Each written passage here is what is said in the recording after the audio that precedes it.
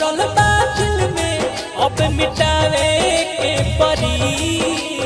टूट गइल बा सपना का सजावे के परी। जख्म भरल बा दिल में अब मिटावे के परी। टूट गइल बा सपना का सजावे के परी। अब जो जो जो रे पगला सब भुलावे के पड़ी। अब जो जो जो रे पगला सब भुलावे के पड़ी।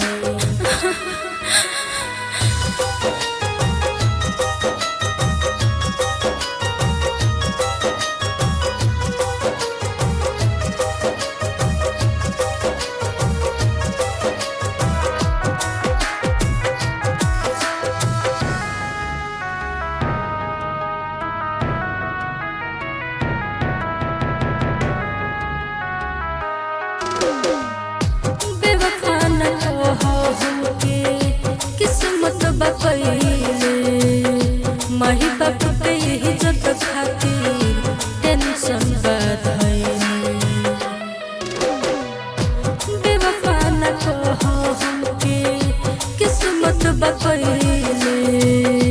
माही बाप के इज्जत खातिर